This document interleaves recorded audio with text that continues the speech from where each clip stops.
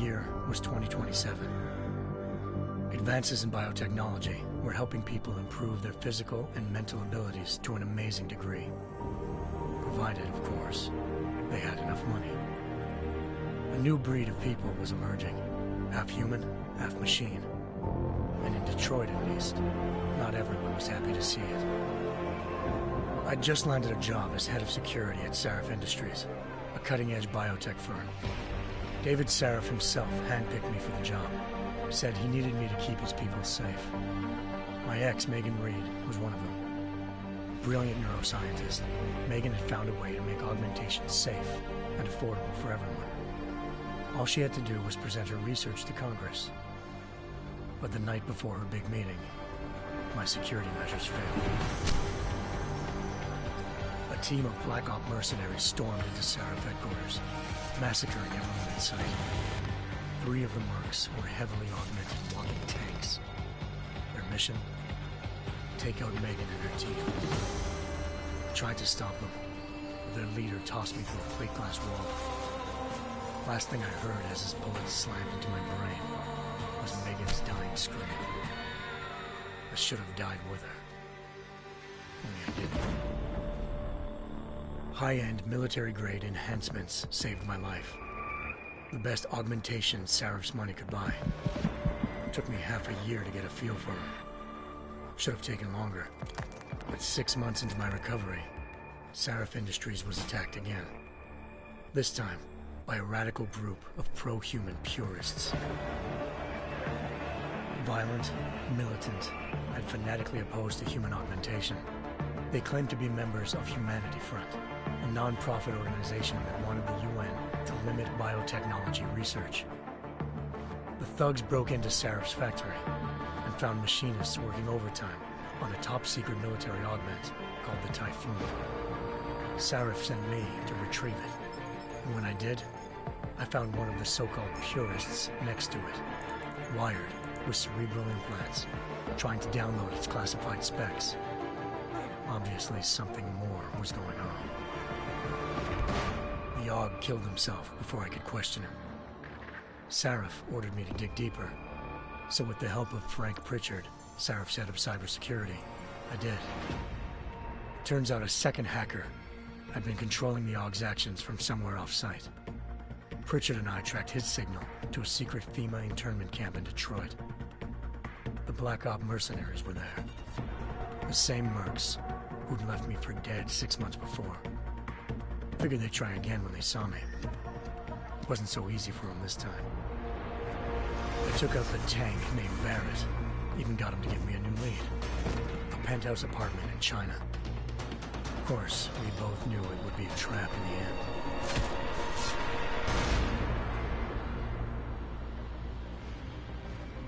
Hengsha Island, China.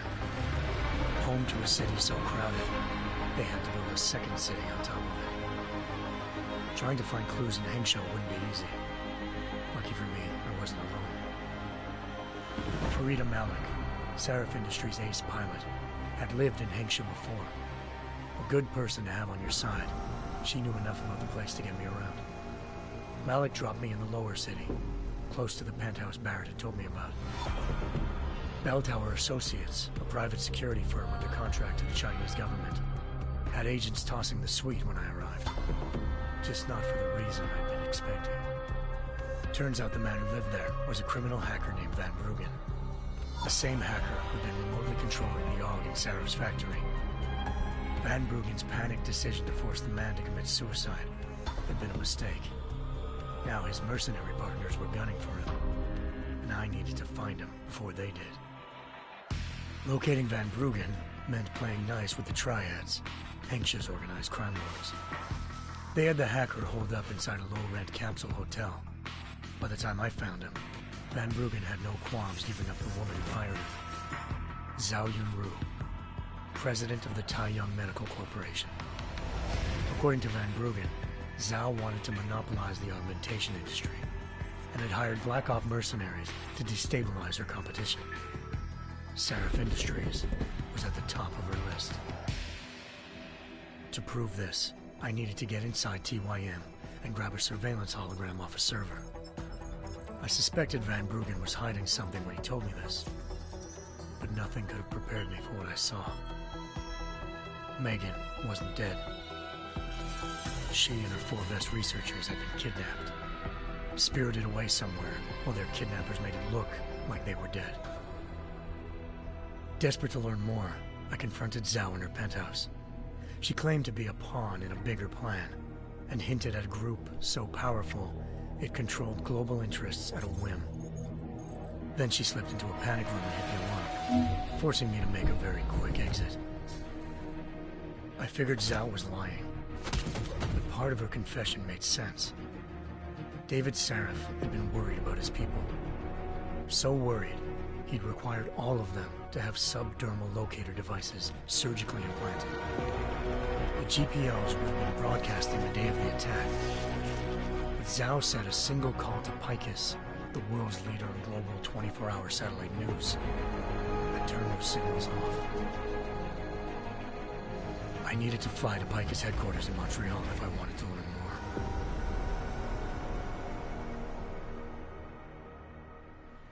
Eliza Cassan, Picus Communications' First Lady of News. Malik thought I was reaching when I told her Eliza was involved in this. The world's most famous news anchor, working with a mercenary hit squad. But when I confronted Cassan in her office, she freely admitted to jamming Detroit's satellites the night Megan's team had been taken. Said she's just been following her commands. I suspected she wanted to say more. But Black Op mercenaries showed up looking to shut us both down. And just like that, the Eliza I'd been talking to disappeared. The Mercs were led by an augmented killer I crossed paths with twice before. Fedorova, a woman who'd made silence her best friend. She waited for me to track Eliza's transmission to a secret server room underneath the Picus complex, then jumped me from behind. A deadly fight ensued. I made sure she never moved silently again. With Fedorova down, and no one left to keep Eliza quiet, she reappeared. Turns out Picus's First Lady of News wasn't a lady at all. She was a sophisticated AI program, engineered to monitor data streams and control what people believed. Eliza told me the Mercs had brought in a Humanity Front doctor named Isaiah Sandoval to remove the scientist's implanted tracking devices while Detroit's satellites were down. She also told me to speak to David Sarif if I wanted to learn more. By the time Malik and I got back to Detroit, tensions between normal and augmented citizens had reached a flashpoint. Riots were breaking out in several cities, and the UN was being urged to intervene. Sarif was trying hard to convince Hugh Darrow, the inventor-turned-philanthropist who'd once been a leading proponent of enhancement technologies, to help stop a possible regulatory vote. Sarif had a lot riding on Darrow. Megan's discovery would have given millions of people the chance to evolve beyond their normal human abilities, and at the same time catapulted Sarif Industries to the top of the Fortune 500. According to Sarif, Megan's kidnappers knew this, and didn't want people evolving unless they controlled how it was done. He called his enemies Illuminati, and urged me to keep searching. Determined to do so, I tracked down Sandoval via America's most outspoken augmentation opponent, Bill Taggart, Sandoval's boss and founder of Humanity Front. Sandoval admitted to operating on Megan's team when I confronted him, but said he hadn't removed their GPLs. He'd merely switched them to a different frequency. Pritchard was able to trace one of the signals to China. Malik and I immediately took off in pursuit. Unfortunately, the Illuminati were one step ahead.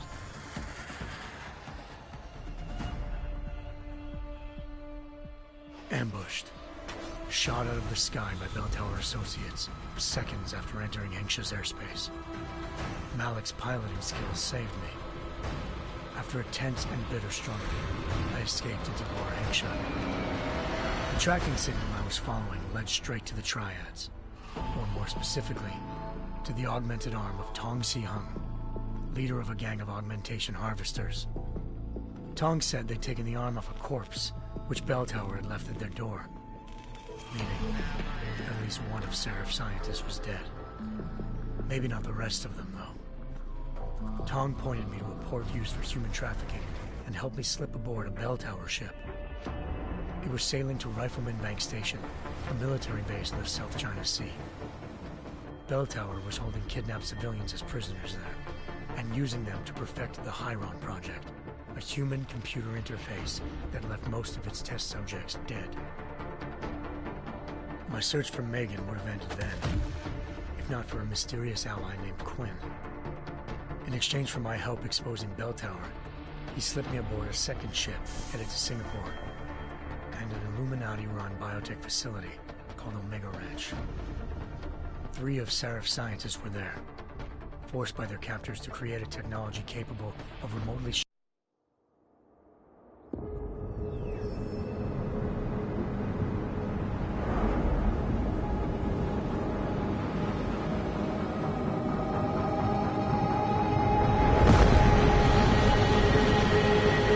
I once thought I could save the world. Now look at it.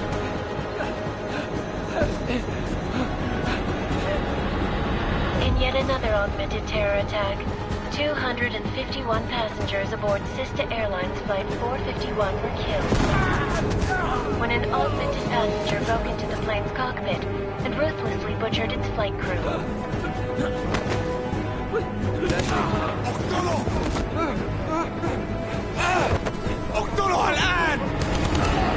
Details recovered from the black box recorder suggest that the man may have been suffering flashbacks to the AUG incident.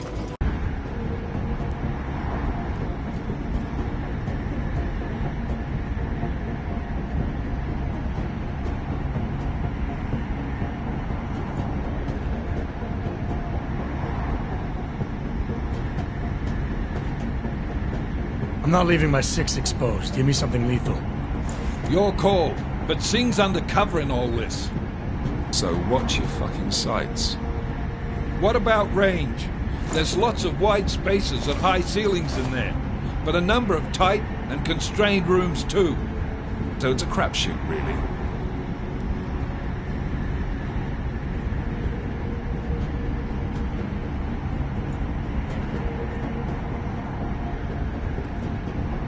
Never was one to play the odds.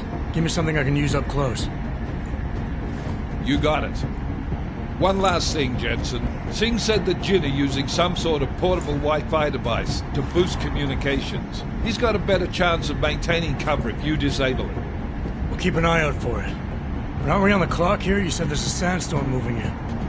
There is, and we got the intel on this mission at the very last minute, so we're scrambling a little. If it comes to it, your #1 priority is keeping the Jinn out of that atrium. Copy that. Time to put away your heavy thoughts, gentlemen.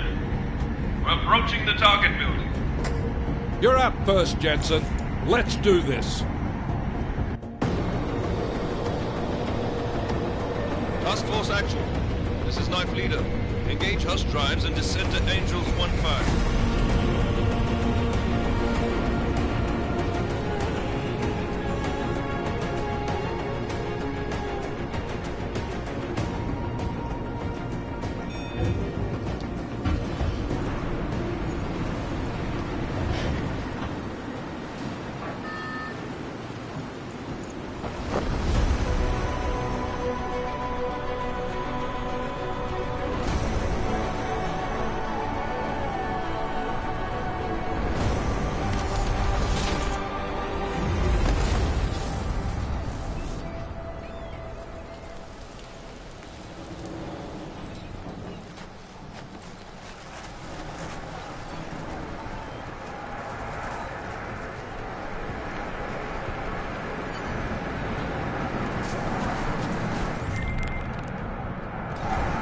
Team leader, this is Jensen. I'm on the move.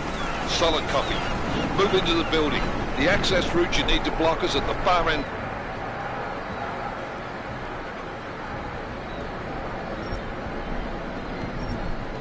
To the penthouses. And keep in mind, the direct route might not be the easiest one. Roger that. McCready will advise once his team is on the ground.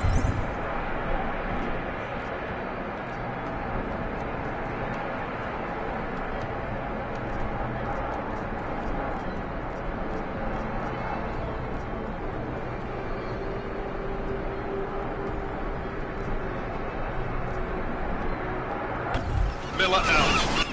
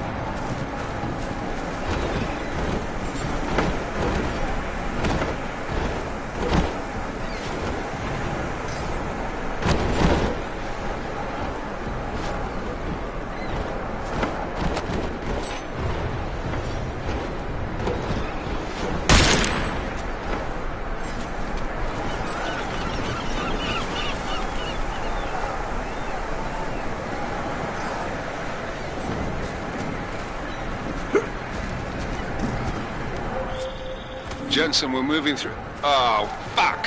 What's wrong? The Jinn have got a few Jennies up and running. Gonna have to hack keypads. Should enjoy it, McCready. They have colors and shapes. Just remember, red means bad. Fuck you.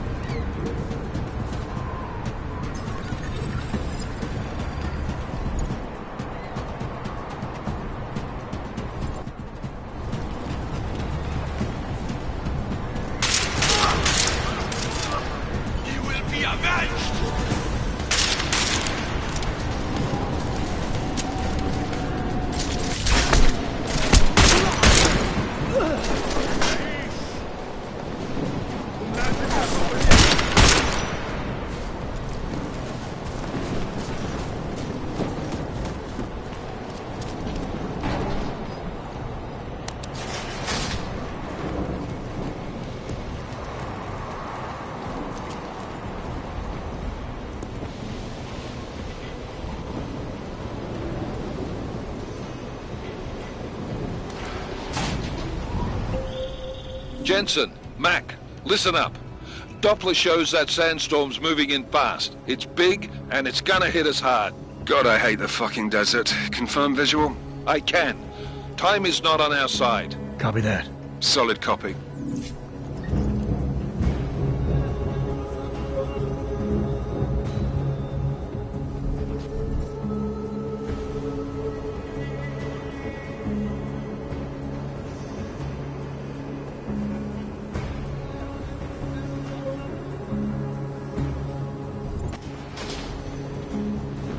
سمعت حاجة؟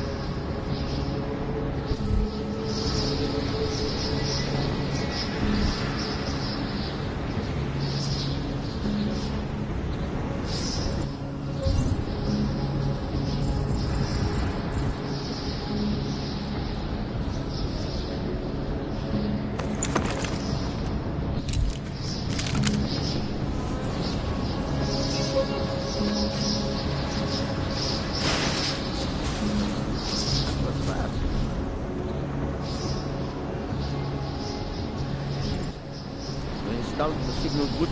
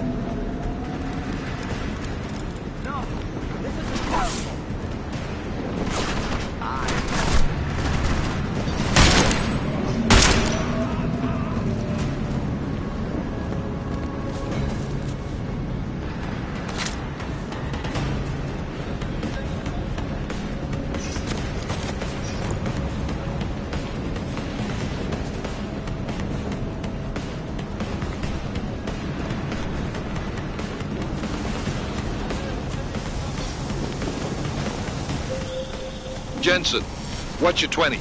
Working my way through the penthouses. Remember to keep an eye out for the Jinn's communications booster. If you can, disable it. Roger that.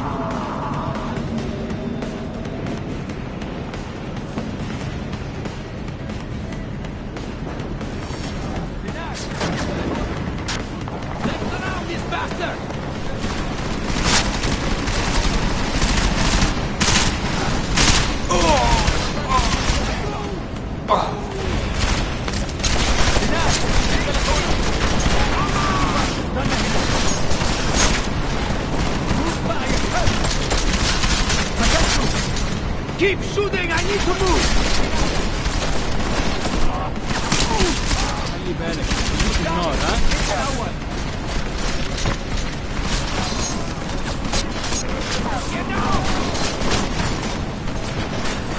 اضرب عليها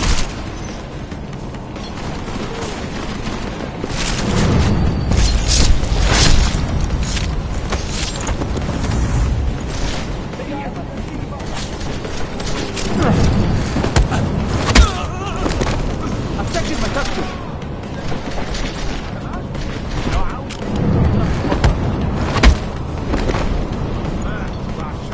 I'm moving!